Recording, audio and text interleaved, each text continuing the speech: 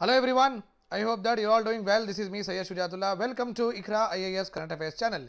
Channel को subscribe करिए और hit the bell icon so that जब भी मैं वीडियो अपलोड करूंगा आपको नोटिफिकेशन मिल जाएगा. You can also visit to www.iqraias.com. वहाँ पे आपको न्यू कोर्सेस लॉन्च हो चुके हैं 2022 यूपीएससी प्रिपरेशन के लिए. 2023 का भी कोर्स लॉन्च हुआ है, लॉन्ग टर्म बैच है ये. And you also have what foundation courses like NCERT courses are available or mains test series 2022 that is also available, so you can vouch out any of these courses and you can be a part of the very qualitative team led by Mr. Oja sir. ठीक है, right. सो अभी हम पढ़ने वाले हैं science and technology related एक topic. Science and technology बहुत important है. यूपीएससी 22 में भी अच्छे से अच्छे खासे क्वेश्चन 9 to 10 क्वेश्चन आए हैं. सो मेक श्योर दैट आप साइंस एंड टेक्नोलॉजी को नेग्लेक्ट ना करिए. इसमें टेक्नोलॉजी पार्ट बहुत इंपॉर्टेंट है.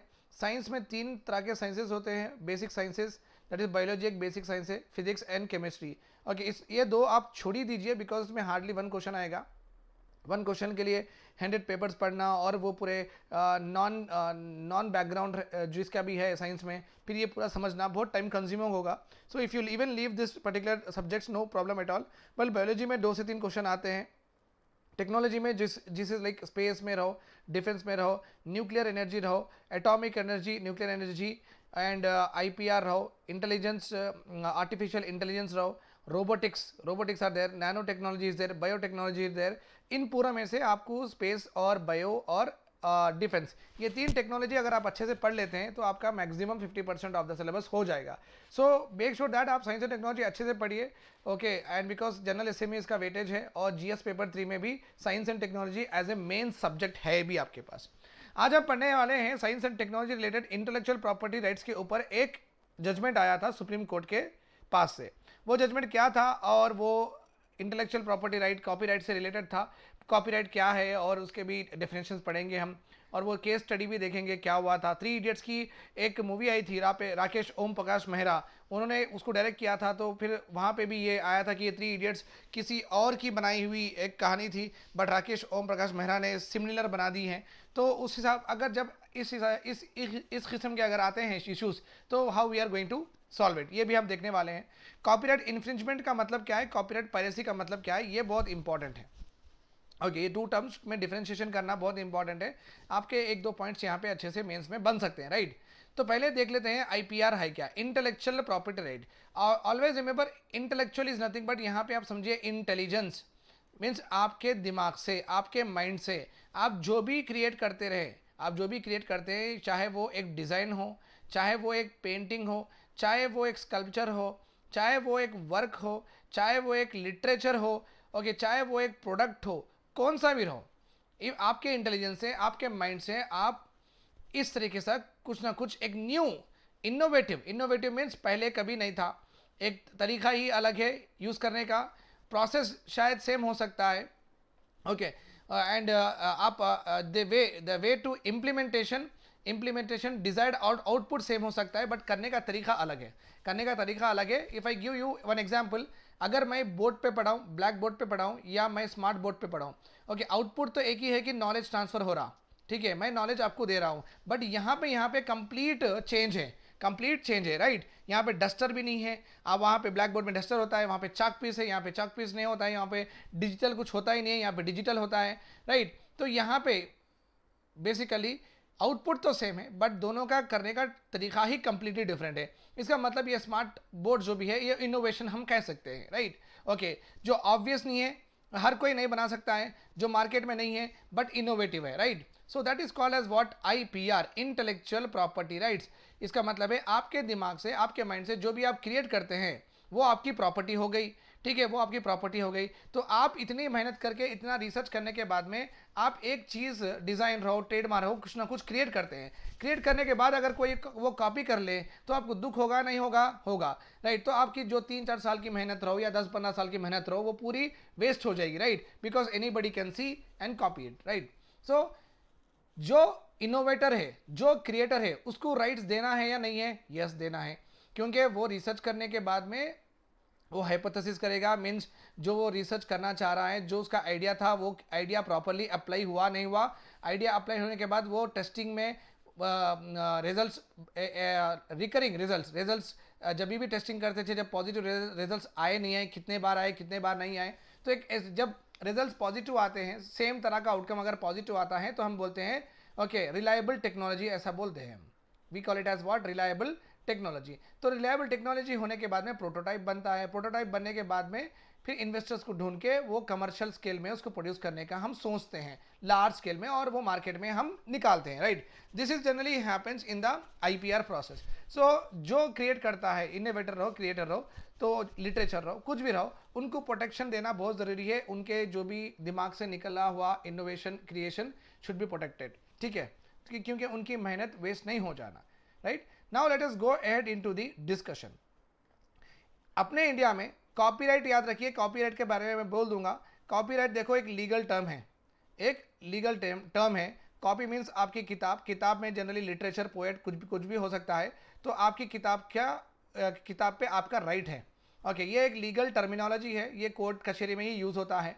विल बी गिवन, ये राइट्स किसको देते हैं? क्रिएटर्स को देते हैं, जो कि बहुत अच्छा सा लिटरेरी, जो हाथ से लिख के बुक लिखे हैं, political, Laxmikanth etcetera, artistic work, जो ग्राफिटी करते हैं, जो पेंटिंग करते हैं, उनके लिए दिया जाता है, या डिज़ाइन, पेंटिंग्स एक्सेट्रा, या लिखावट। सो कॉपीराइट ऐसे लिटरेचर और आर्टिस्टिक वर्क को जो भी नया सा क्रिएट करते हैं, नया वर्क क्रिएट करते हैं, नया पेंटिंग क्रिएट करते हैं, उनको दिया जाता है कॉपीराइट। ये लीगल टर्मिनोलॉजी है, okay. It ranges from what, books रहो या आपकी म्यूजिक रहो, एक सेट ऑफ न्यू म्यूजिक रहो, पेंटिंग्स रहो, स्कल्पचर रहो, फिल्म्स, इवन फिल्म्स भी कॉपीराइटेड ही होते हैं। कंप्यूटर प्रोग्राम्स भी लिखावट करते हैं, कोडिंग करते हैं, तो ये भी कॉपीराइटेड होते हैं। डेटा बेसेस, आप जो भी डेटा का बेस बनाए हैं, वो भी एनालिसिस जो भी करके रखे हैं, वो भी कॉपीराइट होता है। एडवर्टाइजमेंट्स में जो भी दिखाता है, वो भी the scene telling, story telling जो भी होता है, वो भी कॉपीराइट होता है। आप same to same advertisement use नहीं कर सकते। वो दिल मांगे मोर का कोई और निकाल के यहाँ पे, ओके, हैदराबाद ड्रिंक्स ऐसा निकाल के दिल मांगे मोर का सेम टू सेम टैगलाइन नहीं कर सकता है। मैप्स आप नहीं कर सकते हैं। टेक्निकल ड्राइंग्स भी आप नहीं कर सकते, जैसे कि बिल्डिंग का ड्राइंग है, या कुछ बड़े बड़े अपार्टमेंट बन रहे हैं, वहाँ पे आप एक अच्छे से बनाए हैं design of that particular 1000 flats का अपार्टमेंट है, आप बनाएंगे अच्छा डिज़ाइन, तो कोई वो डिज़ाइन चोरी कर लिया तो उसको भी, टेक्निकल डिज़ाइंस को भी मिलते हैं, ड्राइंग्स को भी मिलते हैं कॉपीराइट। सो आप देखें कॉपीराइट का बहुत वाइड रेंजिंग इम्पैक्ट होता है, वाइड रेंजिंग राइट्स दिए जाते हैं। और अगर कॉपीराइट, जिसका भी कॉपीराइट है, जो भी क्रिएटर है, उनको प्रोटेक्ट करेगी government under the copyright act of 1957। जब आया था उसको रिसेंटली अमेंड 2013 में करे, और फिर रिसेंटली अमेंड करे 2016 में इसके प्रोविजंस देखेंगे और क्या हुआ, we will understand it, okay, right. Copyright, the Supreme Court of India has passed a far reaching judgment. परसों में एक जजमेंट हुआ कॉपीराइट रिलेटेड, बट ये जजमेंट के वजह से कॉपीराइट के जो भी केसेस है उसके ऊपर फार रीचिंग इम्पैक्ट होगा कॉपीराइट के रिलेटेड। अगर आप कुछ बुक लेके वो बुक से मैं कुछ छेड़खानी कर दिया, आई मीन लाइक उसका कंटेंट कॉपी कर लिया, या बुक आपकी मैं प्रिंट कर दिया, सेम टू सेम मेरे नाम से बेच दिया, तो अगर इस तरीके से केसेस होते हैं, अभी का जो जजमेंट है बहुत डिफिकल्ट हो जाएगा कि केसेस सॉल्व करना, क्योंकि अभी जो जजमेंट आया है सुप्रीम कोर्ट का with regard to any copyright, okay, उसमें बहुत सारे चीज़ें खुल जाएंगे, ओपन अप हो गए हैं, जिससे दोनों को भी, जो क्रिएट करा उसको भी प्रॉब्लम है, जो इन्फ्लुएंस करा उसको भी प्रॉब्लम है, ठीक है। तो ये थोड़ा बहुत कॉम्प्लेक्स हो गया है because of recently Supreme Court judgment की वजह से। अभी क्या हुआ, अगर मैं आपकी बुक में जो है, अगर वो polity Laxmikanth same to same sentence लगा के अगर मेरे नाम से बेचता हूँ, तो मुझे पनिश किया जाएगा, imprison for a term which may extend up to 3 years under Copyright Act of 1957, and it is a cognizable offence under the Code of Criminal Procedure Act 1973। Cognizable बना दिए हैं। कॉग्निजेबल का मतलब है कि देखो दो तरह के केसेस होते हैं। अगर आप कुछ गुनाह करते हैं, अगर आप कुछ क्राइम करते हैं, तो या वो इसमें कैटेगराइज किया जाएगा, या नॉन कॉग्निजेबल ऑफेंस इसमें कैटेगराइज किया जाएगा। अगर आपका केस इसमें कैटेगराइज किया जाएगा, ओके, सो द मोमेंट अगर आपके खिलाफ कंप्लेंट आती है और आप जो क्राइम करें वो कंप्लेंट ये कॉग्निजेबल ऑफेंस में फॉल करती है, ये कैटेगरी में, then police can start investigation on its own. Just मेरा कंप्लेंट लेके ही पुलिस आपके खिलाफ इन्वेस्टिगेशन शुरू कर सकती है without the permission to investigate from the court से परमिशन लिए बिना, ओके, पुलिस आपके ऊपर कार्रवाई करना शुरू कर देगी। अगर मैं कंप्लेंट दूं तो बस आपके खिलाफ मैं कंप्लेंट दूं तो ये होगा कॉग्निजेबल। नॉन कॉग्निजेबल ऑफेंसेस का मतलब है, अगर मुझे शक है मुझे शक है कि आप मेरा कुछ ले लिए, आपको मेरा कॉपीराइट इंफ्रिंज कर दिया, अगर मुझे आपके ऊपर शक है तो मैं कंप्लेंट करूं पुलिस को। जब पुलिस इन्वेस्टिगेशन शुरू नहीं करेगी जब तक कि उनको परमिशन नहीं मिलता कोर्ट से, तो वो हो गया है नॉन कॉग्निजेबल। जुडिशियल मैजिस्ट्रेट जब उन्हें परमिशन देंगे तभी इन्वेस्टिगेशन आपके खिलाफ शुरू होगी। So understood, cognizable non cognizable का ये डिफरेंस है। Okay, remember this point. तो अभी क्या हुआ, ये कॉपीराइट के जो नया अमेंडमेंट हुआ, नया अमेंडमेंट में कॉपीराइट का जो भी इन्फ्रिंज करता है, या आपका नोट्स हो या आपकी कुछ भी मैं डिजाइन चोरी कर लेता हूं या यूज कर लेता हूं, तो वो हो गया कॉग्निजेबल ऑफेंस। इट मींस आप कभी पुलिस वालों को कंप्लेंट दे तो पुलिस वाले बिना मजिस्ट्रेट के पास गए मेरे ऊपर कार्रवाई शुरू कर दे सकते हैं। ओके, रिसेंटली केस हुआ Knit Pro International versus the State of NCT, National Capital Territory. Judgment में क्या हुआ, ओके, बहुत बड़ी रीजनिंग करे सुप्रीम कोर्ट वाले, यहाँ पे बहुत बड़ी रीजनिंग हुई, कंक्लूजन क्लियर कर दिए। कॉपीराइट इन्फ्रिंजमेंट को बोले हैं कॉग्निजेबल ऑफेंस। क्या डिक्लेयर करे हैं सुप्रीम कोर्ट ने? Supreme court declare that copyright अगर कोई इन्फ्रिंज करता है तो वो कॉग्निजेबल ऑफेंस में कहलाता है। क्रिमिनल तो है ही, क्रिमिनल तो है ही, इम्प्रिजन में भी है, ठीक है। अगर आपको जेल या सजा नहीं होगी, खाली आप फाइन से छूट सकते हैं, तो ये जनरली सिविल केसेस में ऐसा होता है। अगर आप क्रिमिनल केस में हमेशा आपको फाइन के साथ साथ इम्प्रिजनमेंट कायम की जाती है, पक्का आपको मिलती है, ठीक है, फाइन। तो सुप्रीम कोर्ट के ये जजमेंट में ये मालूम हो गया कि कॉपीराइट कोई इन्फ्रिंज करता है उसको ना कि पनिशमेंट मिलेगा, जेल टर्म मिलेगी, उसको वो एक कॉग्निजेबल ऑफेंस भी कहलाया जाएगा, उसके अगेंस्ट इन्वेस्टिगेशन शुरू कर दिए जाएंगे, ठीक है, फाइन। इससे क्या होगा, यहां पे है अपने एडिटोरियल में जो भी ऑथर है ना, उनको दिक्कत है।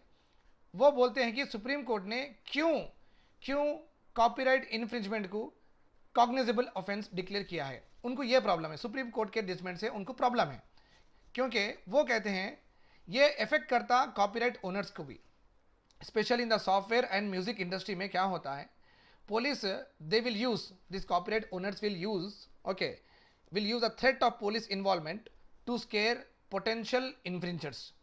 ये मेरा म्यूजिक है, अगर तुम ले तो मैं पुलिस में कंप्लेंट करूंगा, तो कॉपीराइट ओनर्स भी थ्रेटन कर सकते हैं, ओके। और जो जिसको भी वो दे रहे हैं तो उनसे लाइसेंस फी भी मांगेंगे। क्या मांगे? लाइसेंस फी, ठीक है। अगर समझो मेरे पास एक अच्छी म्यूजिक है, AR रहमान साहब की एक अच्छी म्यूजिक है, ओके, मुझे चाहिए उनकी म्यूजिक चाहिए, मुझे क्या चाहिए, उनकी म्यूजिक चाहिए। तो मैं उनसे मेरी AR रहमान साहब से बात चल रही मेरी, सर मुझे आपकी म्यूजिक दीजिए, वो भी हाउ बोलने के बाद में जब हमारा ट्रांजैक्शन हो रहा था, हम 1 करोड़ में बात कर लिए उनकी म्यूजिक। अब वो बोल रहे हैं कि अब वो मुझे दे दिए म्यूजिक, वो मुझे दे दिए, और मैं बोलूँगा ठीक है सर आपको इंस्टॉलमेंट में पैसे दे दूंगा। मैं वो म्यूजिक लेके मेरी मूवी में मैं इंटीग्रेट कर रहा हूँ। बट AR रहमान साहब फिर आके बोले नहीं 1 करोड़ नहीं, मैं 2 करोड़ में देना चाह रहा हूँ, बहुत कम पैसों में बेच दिया आपको, मेरा लॉस हो गया, like that if he says, okay. तो मैं बोला नहीं हमारी तो अलग हुई थी, 1 करोड़ में हुई थी, आप 2 करोड़ तो बोल नहीं सकते। तब AR रहमान साहब ये बोल सकते कि देखो मैं आप मेरा चोरी करे बोल के मैं ये केस डाल दूंगा आप पे, क्योंकि ये कॉग्निजेबल ऑफेंस रहने की वजह से आपके ऊपर पुलिस वाले इंक्वायरी शुरू कर देंगे, राइट। तो यहाँ पे कॉपीराइट ओनर्स भी थ्रेटन कर सकते हैं। अगर मैं आपका लाइसेंस, आपकी म्यूजिक का, आपकी मूवी का लाइसेंस लेना चाह रहा हूँ, आप मेरे को ज़्यादा लाइसेंस बोल के पकड़ाने की कोशिश, ऐसा थ्रेटन कर सकते हैं। ये एक प्रॉब्लम स्टार्ट होगा, okay. As a result the offence जब कॉग्निजेबल बन गया, ओके, तो फिर पुलिस के पीछे जाना और केस बाय केस वो पर्टिकुलर केस सॉल्व होना कोर्ट में, तो बड़ा खासा कोर्ट का टाइम भी वेस्ट होने के मैक्सिमम यहाँ पे चांसेस है, ठीक है, राइट। अब ट्विस्ट इन लॉ में क्या हुआ, ट्विस्ट इन लॉज देखो, यहाँ पे अपने पास एक ट्रेडमार्क एक्ट भी है, ट्रेडमार्क एक्ट। जब ट्रेडमार्क एक्ट कैसा है मालूम, ट्रेडमार्क जैसे कि वेस्ट साइड एक ब्रांड है, वेस्ट साइड का ऐसा ट्रेडमार्क होता है, ओके, टाटा का इस तरीके से ट्रेडमार्क होता है। ये क्या है, ट्रेडमार्क, ये मार्क देख के ही हम ट्रेडिंग करते हैं कि, और अपने को एक फील होता है कि ये बराबर सेम कंपनी का है, राइट।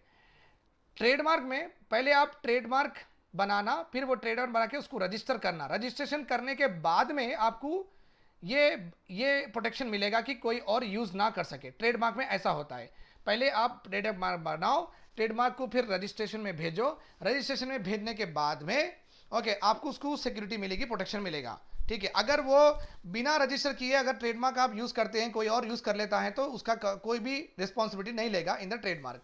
बट कॉपीराइट ऐसा नहीं है। कॉपीराइट में क्या होता है, द मोमेंट आप एक नई म्यूजिक क्रिएट कर देते हैं ना, नई बुक लिख देते हैं, okay, without even registering also, वो बन जाएगी प्रोटेक्टेड, वो बन जाएगी बात प्रोटेक्टेड। अब क्वेश्चन क्या है, क्या वो ओरिजिनल है नहीं है हम कैसे मालूम करें, क्या वो ओरिजिनल है नहीं है हम कैसा मालूम करें, ठीक है। सो ट्रेडमार्क में थोड़ा अच्छा सिस्टम है, कॉपीराइट में थोड़ा अच्छा सिस्टम नहीं है। Section 52 of the copyright act also says that, ये लिमिटेशन भी प्रोवाइड करता है, limitation and exceptions to the copyright infringement. कोई भी अगर कॉपीराइट इन्फ्रिंजमेंट करता है, ओके, तो ये लिमिटेशंस और एक्सेप्शंस है जिसके ऊपर ये एक्ट एप्लीकेबल नहीं होगा और वो जेल में नहीं जाएंगे, ओके। अगर अगर किसी का भी डिज़ाइन रहो, अगर किसी का भी डिज़ाइन, अगर किसी को भी कोई भी इंटेलेक्चुअल प्रॉपर्टी का प्रोटेक्शन मिला under the design act of 2000, अगर किसी का भी वर्क को डिज़ाइन एक्ट ऑफ 2000 से प्रोटेक्शन मिला, देन उसको प्रोटेक्शन नहीं मिलेगा कॉपीराइट एक्ट में, देन उसको प्रोटेक्शन नहीं मिलेगा कॉपीराइट एक्ट में, okay. Once any intellectual property, okay, gets the protection under design act of 2000, it can no longer claim protection under the copyright act once it is reproduced beyond a certain age। तो ये भी हो गया, ये एक twisting है। even the very question of determination of copyright infringement would require the court to apply the test of substantial similarity। अभी क्या हो गया, हर केस में कोर्ट का टाइम वेस्ट होगा, ओके, क्योंकि कॉपीराइट इन्फ्रिंजमेंट होने के बाद में ये एक पेंटिंग, ये एक पेंटिंग, अब जाना पड़ेगा कोर्ट को कि क्या भाई ये यहाँ पे जो ब्लैक डॉट है, यहाँ पे ब्लैक डॉट है, किसका सेम है किसका सेम नहीं है, एकदम से सब्सटैंशिएट करना पड़ेगा, मींस है सो ही चीज़ों में एवेल्युएट करना पड़ेगा। यहाँ पे कोर्ट अपने आप से नेचुरल जस्टिस से या उनके और विजडम से काम नहीं कर सकती है। यहाँ पे कोर्ट सब्सटैंशियल का मतलब है कि जो दिख रहा उसके ऊपर ही जजमेंट मिलना चाहिए, जो दिख रहा उसके ऊपर जजमेंट मिलना चाहिए, और ये मिलना और ये डिफरेंशिएट करना कि ये पेंटिंग ओके, कुछ सब्सटेंस के जो दिख रहा उसमें से कौन सी ओरिजिनल है कौन सी डुप्लीकेट है, ये हम पता करना बहुत डिफिकल्ट है। केस बाय केसेस भी सॉल्व करना बहुत डिफिकल्ट है, उसमें क्वालिटेटिव क्वांटिटेटिव बहुत सारे रिस्क अटैच हो जाते हैं, राइट, ठीक है। तो ये बहुत एक एक्ट कॉपीराइट का चल रहा है, ट्रेडमार्क एक्ट अलग कहता है, ओके, डिजाइन एक्ट अलग कहता है, उसके बाद में सब्सटैंशियली एवेल्युएट करना वो भी एक डिफिकल्ट है। सो चैलेंजेस है ये पूरे कॉपीराइट एक्ट में, ओके। अभी देखिए मैं आपको एक चीज बोल देता हूं सो दैट आपके लिए इजी हो जाता। कॉपीराइट इन्फ्रिंजमेंट और कॉपीराइट पायरेसी दोनों में क्या फर्क है ये आपको पता होना चाहिए, राइट। देखिए कॉपीराइट इन्फ्रिंजमेंट का मतलब है कि आप किसी का कंटेंट चोरी कर ले रहे, किसी की म्यूजिक नोट्स चोरी कर ले रहे, या उनके हिसाब से डुप्लीकेट बना रहे, this is called as copyright infringement. Means आप ओरिजिनलिटी ही किसी की यूज कर रहे हैं, इसलिए वो हो गया कॉपीराइट इन्फ्रिंजमेंट। कॉपीराइट पायरेसी का मतलब है कि एक इनोवेटिव प्रोडक्ट का आप मास प्रोडक्शन करके बेच रहे हैं, ओके, आप इसमें छेड़खानी नहीं कर रहे, सेम लाइक पॉलिटी लक्ष्मीकांत की बुक है, सेम टू सेम कवर डाल के, सेम टू सेम ऊपर का पेपर डाल के, सेम टू सेम उसकी साइज रख के, ओके, आप वैसे ही मार्केट में बेच रहे हैं, that is called as copyright piracy बोलते हैं उसको, ठीक है। I hope that this is clear to you. Then और ये तो तीन प्रॉब्लम है ही है, चौथा प्रॉब्लम क्या है, अब पुलिस को इन्वेस्टिगेशन पावर दे दिए हैं सुप्रीम कोर्ट ने because of this judgment, police के पास पावर्स आए हैं टू इन्वेस्टिगेट करें, बट पुलिस पर्सनल के पास इतनी एक्सपर्टीज और ट्रेन नहीं है कि वो ऐसे पेंटिंग्स लिटरेचर में किस तरीके से एवेल्युएट करें, तो उनको भी ट्रेनिंग नहीं दी गई है, वो भी प्रॉब्लम है। और एक खास बात क्या है, आप देखें तो ये भी सरप्राइजिंग दिखता है आपको, जो ब्रिटिश के ज़माने में जो कॉपीराइट जब प्रोटेक्ट करते थे ना, वो एक्ट था इंपीरियल कॉपीराइट एक्ट ऑफ 1911। 1911 इसलिए इंपॉर्टेंट भी है कि capital of India shifted from Kolkata to Delhi, okay, under the Lord Hardinge थे जब शिफ्ट हुआ था 1911 में, और बंगाल का यूनिफिकेशन भी हुआ था 1911 में। थोड़ा बहुत मैं आपको कोरिलेशन बोल दिया हूँ हिस्ट्री का यहाँ पे। तो जब इंपीरियल कॉपीराइट एक्ट 1911 में आया था ना, तो वो लोग खाली मॉनेटरी फाइन ही लेते थे, कभी नहीं बनाए इसको क्रिमिनल ऑफेंस नहीं बनाए, कॉपीराइट इन्फ्रिंजमेंट को क्रिमिनल ऑफेंस ब्रिटिश के जो लॉस थे ना वो लोग कभी नहीं बनाए। बट इंडिया इंडिपेंडेंट होने के बाद में ही कॉपीराइट इन्फ्रिंजमेंट को इम्प्रिजनमेंट ऑफ 1 ईयर मींस ये क्रिमिनल ऑफेंस बनाए हैं, ओके, क्रिमिनल ऑफेंस बनाए। इंटरनेशनल लॉस में भी ऐसे ऑब्लिगेशन नहीं है जिसमें क्रिमिनलाइज करें, बट इंडिया ने क्रिमिनलाइज कर दिया है। Both international law British laws में maximum there are no criminal के प्रॉब्लम्स आर देयर, ओके, वो पूरे फाइन से जिसका भी कॉपीराइट टाइप ले लिया उनको पैसे दे दो, तो इस हिसाब से सॉल्व हो जाता, बट इम्प्रिजेंट कहाँ पे भी नहीं है, ओके। खाली ट्रिप्स के जो अग्रीमेंट है वो WTO में एक एग्रीमेंट है जिसका नाम है trade related intellectual property rights.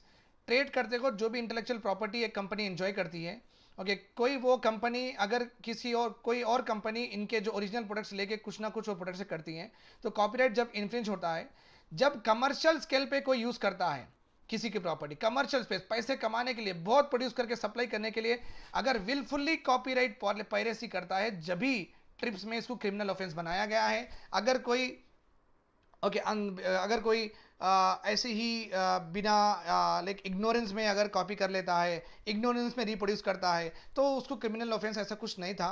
Okay only wilful, आप मालूम है आपको हर चीज़ कि इससे ये होता है, इससे आपको इन्फ्रिजमेंट मिलती है, आपको सब मालूम रहते हुआ भी आपने उसका रिप्रोडक्शन और कॉपीराइट इन्फ्रिंजमेंट जब करता है, विलफुल जब करते हैं और पैसे कमाने के लिए जब करते हैं, तब ट्रिप्स में इसको क्रिमिनल ऑफेंस माना गया है। ओके सो अगर कोई मास प्रोडक्शन करता है कॉपीराइटेड मटेरियल का, then he will be guilty of copyright piracy, ठीक है। ऑन द अदर हैंड, अगर एक डिस्प्यूट होता है between two publishing house on a similar content in their textbooks, okay would qualify only as a copyright infringement, not as a copyright piracy. दो polity के books है, okay ये है देखो इकरा IAS की बुक है ये, और एक XYZ की पॉलिटी बुक है। तो इकरा IAS में जो है सेम टू सेम इनका भी मेंटल प्रोसेस, यहाँ पे जो फैकल्टी थे वो भी वैसे ही सोच के लिखे, तो ये कंटेंट में डिफरेंस होने की वजह से कॉपीराइट इन्फ्रिंजमेंट बोलते हैं। अगर इकरा के ही बुक्स बेचते गए, that is called as mass production के लिए कर रहे हैं, कमर्शियल स्केल के लिए कर रहे हैं, तो आपको इसमें सजा मिलेगी, ठीक है, right.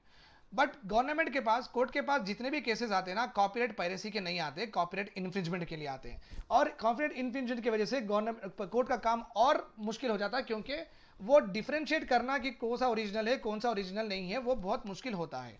Okay then the last one we are having is establishing guilt beyond reasonable doubt. Okay जब तक कोई गुनहगार नहीं है, जब तक साबित नहीं होता, ओके जब तक किसी का गुनाह हम प्रूव नहीं कर सकते, तो उसको हम गिल्टी बोल नहीं सकते, राइट। और कॉपीराइट इन्फ्रिंजमेंट में बहुत मुश्किल है कौन सही है कौन गलत है बोलना।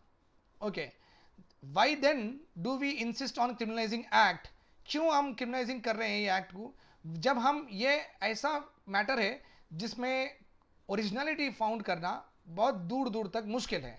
तो रीजनेबल है, तो अगर आप सम डिग्री ऑफ सर्टेनिटी अगर रही, तो आप क्रिमिनल प्रोसीजर निकाल दीजिए। अगर आपको ऊपर नीचे मालूम हुआ, तो आप उसको कंपेंसेशन देके सॉल्व कर सकते हैं। सिविल रेमेडीज जब अपने पास अवेलेबल है, तो आप क्रिमिनल करने का क्या मतलब है, that is what the author is saying, criminalization निकाल दो। That is all about today's lecture. Thanks a lot for interview. Bye bye, have a nice day, take care.